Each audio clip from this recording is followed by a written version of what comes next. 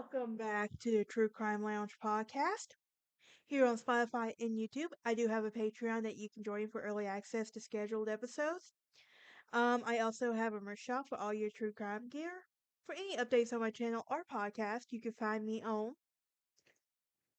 Facebook, Instagram, and Twitter. Now, with that being said, let's dive into today's episode, shall we? Today we are going to. Let's get. Before I get started, do y'all remember Dead Fred? He says hi. Um, before I get started, today we're going to get started on. We're going to be talking about the case disappearance of Asha Degree.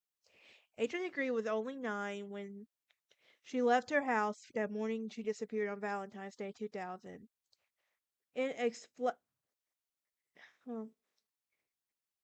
Inexplicably, she had packed her school book bag and left the house that morning, and after in which she was seen walking along North Carolina Highway 18, just a little over a mile from her home.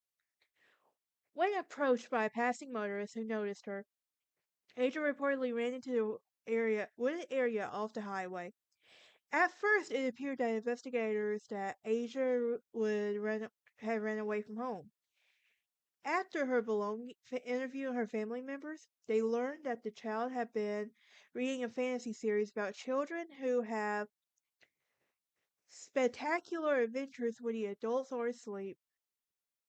And while it is unclear if Aja intended to return home, early search efforts have proved fruitless. Because belongings of hers, including a pencil, marker, and a Mickey Mouse hairbow, were found near a shed behind the business that sat parallel to the highway. About 18 months later, her book bag also turned up at a construction site, curiously doubled back, leading investigators to think someone other than Ajo had left it there. In October 2018, investigators were appealing to the public regarding information for two key pieces of evidence: a children's book that was borrowed from the Foulstone Middle School library in 2000, and a New Kids on the Block shirt. Her body, she remains missing to this day. Adrian Jaquil Degree went missing at the age of 9 from Shelby, North Carolina, in the early mornings of February 14, 2000, for reasons unknown. She packed her book bag, left her family home north of the city, and began walking toward North Carolina Highway 18. Heavy rain and wind. Determined. Um,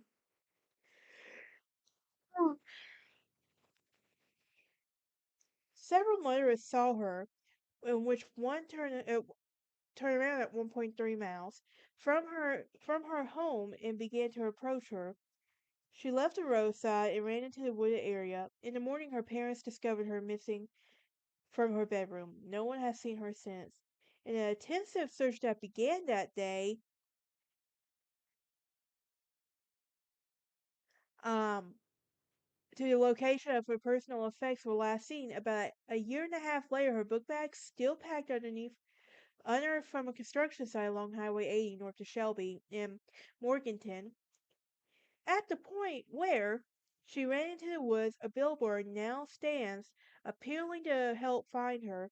Her family host an annual walk from their home to the billboard to draw attention to the case. What the circumstances of her disappearance at first might suggest a running away from home, investigators could not find a clear reason that she might have done so. She was younger than most children who do. Years after her disappearance, it was concluded that authorities that she had been abducted following leaving the house. In this case did draw some national media attention. In 2015, the FBI joined the state and county and reopened the investigation, offering information on the reward that could help the case. So, who exactly was Aja? Well, she was born to Harold and Aquila. I'm sorry if I'm butchering the name up. I'm terrible with names, and I'm sorry. but she was Degree, who married on Valentine's Day in 1988. Their son, O'Brien, was born a year later. Adrian was born in 1990. The Degrees raised both their children in a house in Oakcrest Drive in a residential subdivision amidst a generally rural area north of Shelby. On the western edge of the Charlotte metro, both worked regular jobs. Harold was a dock loader. Aquila worked for the Cowie America manufacturing building pianos. The children let themselves in after school, where their parents expected them that they would work to be doing homework or have it finished by the time they returned.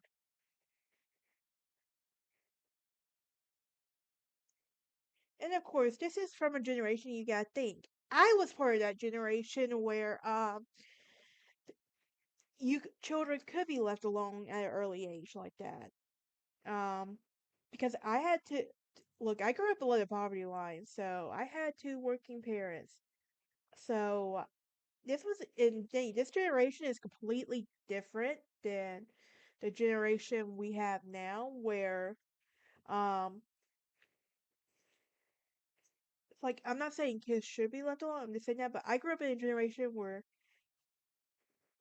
once your kid got old enough to be left alone, that was left alone. But anyway, they made sure their children were insulated from outside influences and had centered around extended family, church, and school. Degrees did not have a computer in the house.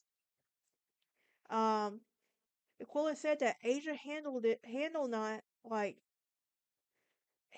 lot of this very well. She was cautious, shy, and mostly stayed within the limits her parents set. She was scared to death of dogs.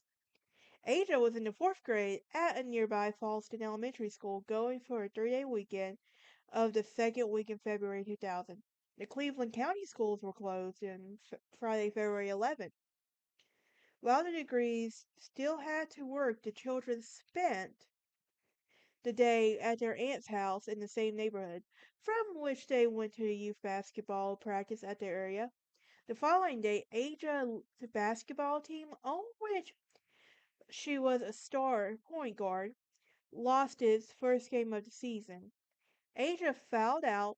Her parents recalled that she was somewhat upset about this, crying along with her teammates afterward, but seemed to have gotten over it and watched her brother's watched game later that day.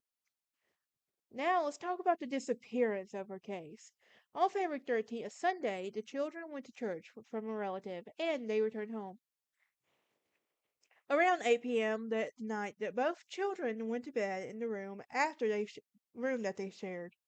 About an hour later, the power went out in the neighborhood after a nearby car accident. The power came back on about 12:30, at which time Harold checked on his children and both saw Ada and O'Brien asleep. He checked again shortly before 2:30 on February 14th, again and saw them. So shortly afterwards, O'Brien, who was about 10 at this time, recalls hearing Ada's bed squeak. He did not think further of it.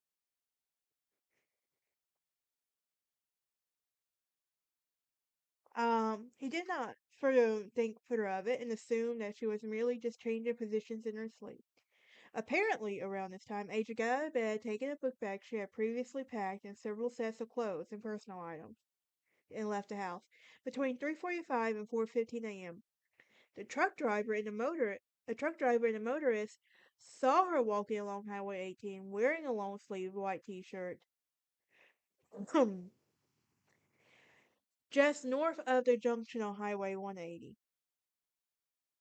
They reported to the police seeing a TV report about her disappearance, and the motorist said that he turned the car around.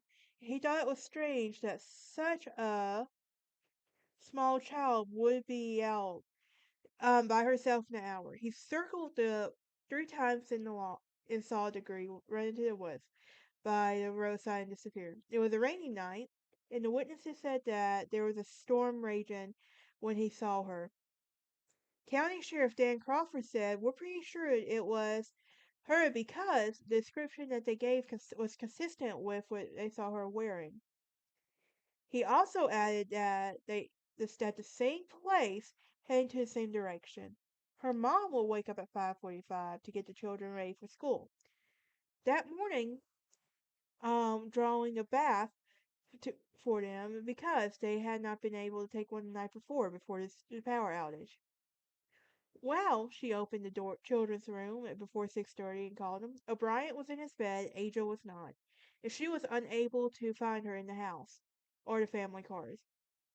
She told Harold that she could not find the daughter, and he suggested that she might have gone over to her mother's house across the street. So she would call there, and her sister-in-law said that Aja was not there. Then she went into panic mode, putting her shoes on and panic mode when she heard a car next door. She would put her shoes on and run outside. She called her mom, who told her to call the police. Excuse me. The search will begin by 6:40 a.m. The first police officers arrived at the scene. Police dogs called the scene could not pick up her scent, and she went through the neighborhood calling Aja's name. And she said she had awakened everyone by 7 a.m. Friends, family, and neighbors canceled their plans for the day to assist the police in searching for the vicinity while the pastor of the church, along with the area clergyman, came to the Degrees' home to support them. By the day's end, all that had been found was a mitten, and her mom said that they did not belong to her daughter. Noting that the winter clothing had been taken from the house, local news coverage prompted the two drivers who seen Aja walking along the road in the morning, including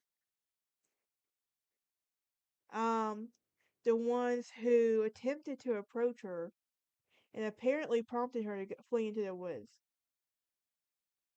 On February 15th, candy wrappers were found in a shed in a nearby business along the highway, near where Aja had seen her into the woods. Along with them was a pencil, a green marker, and a yellow hairbow that were identified as belonging to her. Also found was a photograph of a black girl around Aja's age who had yet to be identified, and it was able to only trace the initial search. On February 15th, she realized that Aja's bedroom was missing her favorite clothing, including a pair of blue jeans and a red stripe. A week later, for the search was called off, and after 9,000 hours manhunt had been invested by a search of 2 to 3 mile radius where she had been last seen. Flowers were posted all over the area. 300 leads were submitted to the range. Now, there were some later developments. At a news conference in February 22nd, 2000, Crawford said that he was going to a long range search for Aja. Both the FBI and North Carolina State Bureau, um, the SBI, um, got involved and had both their perspectives on databases. While the agencies were done searching the area of the home en route, they were following everything. From her mom's account of what Aja had taken with her, investigators believe that she had planned and prepared for this departure over several weeks preceding her disappearance. And the FBI would go on to say that she's not your typical runaway. The media attention went national, and a month after her disappearance, the Degrees family appeared on the Montel Williams show. And in May 2001, a stock car driver, Travis Kilton, featured an image of Degree on the hood of his car in an event near Concord, North Carolina, which was sponsored live in TNN. On August 3rd, 2001, her book bag was discovered during a construction project on Highway 18 in Burke County. The FBI took it to the laboratory in Quantico for further analysis and the search for it. On the 20th anniversary of her disappearance, the FBI confirmed that the book bag contained a copy of Dr. Seuss McElligot's Pool and a t-shirt depicting the band New Kids on the Block. Now, were you a New Kids on the Block or a NSYNC fan? I'm very curious. S but back to this case. Later leads have turned out to be dead ones. In 2004, acting on a tip reportedly received from an inmate at the county jail, the sheriff was digging, and the that were found turned out to be from an animal. In 2005, Degree's image was featured on a work vehicle of two North Carolina companies.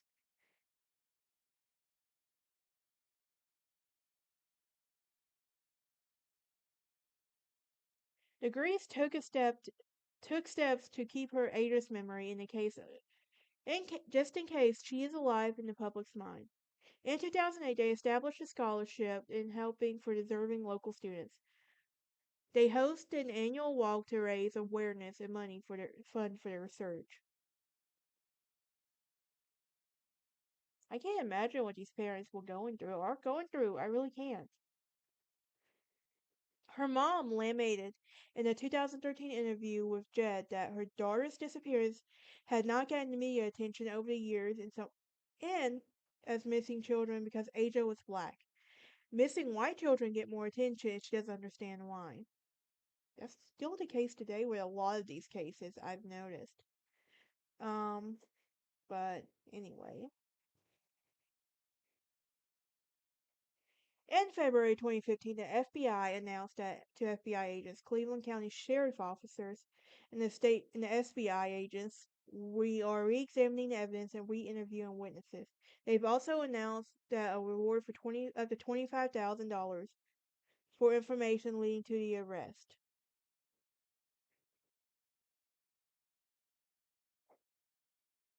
In September 2017, the FBI announced that its child abduction rapid deployment team in the Cleveland County to assist in the investigation to provide on-the-ground investigative, technical, and behavior analysis.